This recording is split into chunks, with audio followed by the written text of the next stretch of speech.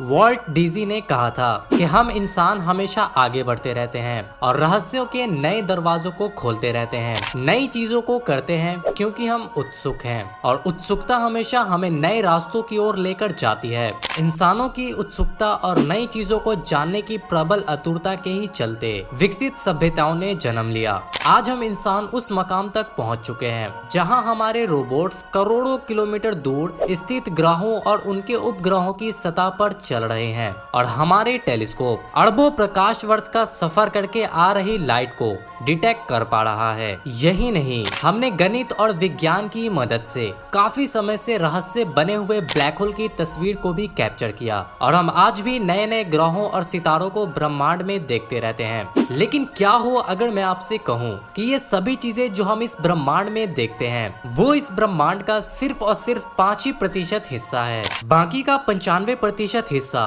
Invisible matter cover करते हैं, जिसे हम डार्क मैटर और डार्क एनर्जी के नाम से जानते हैं। हम इस अदृश्य पदार्थ को ब्रह्मांड में नहीं देख सकते क्योंकि ये अपने ऊपर पड़ने वाली लाइट को कभी भी रिफ्लेक्ट नहीं करता और इनका साइज भी काफी छोटा होता है, जिस वजह से इनके मास भी एकदम नेग्लिजिबल होते हैं। बट वेट, अगर हम इसे देख नहीं सकते तो वैज्ञानिकों ने आखिर इस चीज का पता कैसे लगाया और ब्रह्मांड में ये डार्क मैटर कैसे फॉर्म होते हैं? आइए ढूंढते हैं इन्हीं कुछ सवालों के जवाब को। यारो, एक बार फिर से हम आपके सामने हाजिर हैं।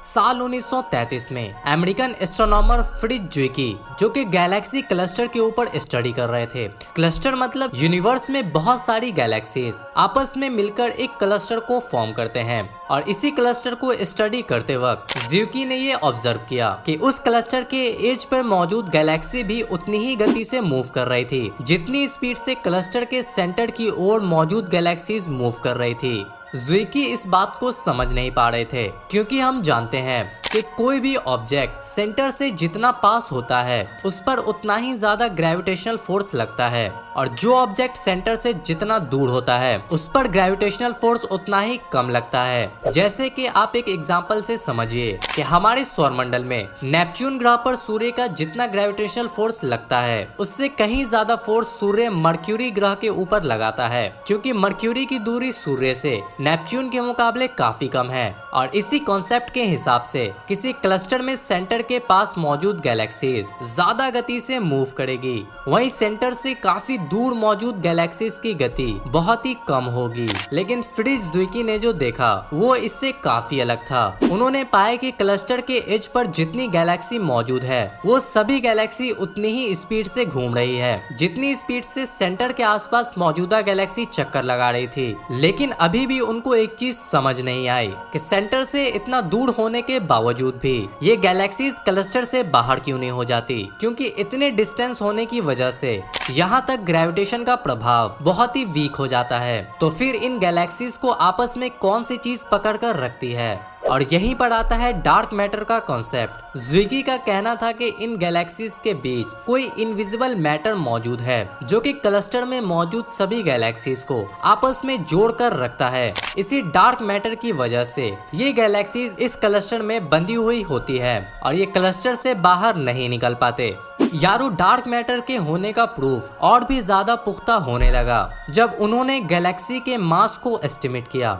ज़ुइकी ने बताया कि इस क्लस्टर का मास 400 गुना ज्यादा है एज कंपेयर ये जितना देखने में लगता है। मतलब कि अगर हम इन सभी गैलेक्सीज के मास को मेजर करें फिर भी इस क्लस्टर का मास उससे 400 गुना ज्यादा ही मेजर किया जा रहा था। यहीं से वैज्ञानिकों को यकीन हो गया कि ब्रह्मांड में ग्रेविटेशन के अलावा कोई और चीज भी मौजूद है जो कि ग्रहों और सितारों को आपस में बांध कर रखता है। और इसी डिस्कवरी से ये भी सामने आया कि हमारे इस ब्रह्मांड में सिर्फ 5% ही विजिबल मैटर मौजूद है। मतलब कि सिर्फ 5% ही ऐसे मैटर हैं जिनको हम इस ब्रह्मांड में देख सकते हैं। बाकी 26.8% डार्क मैटर और 68.2% डार्क एनर्जी कवर करते हैं।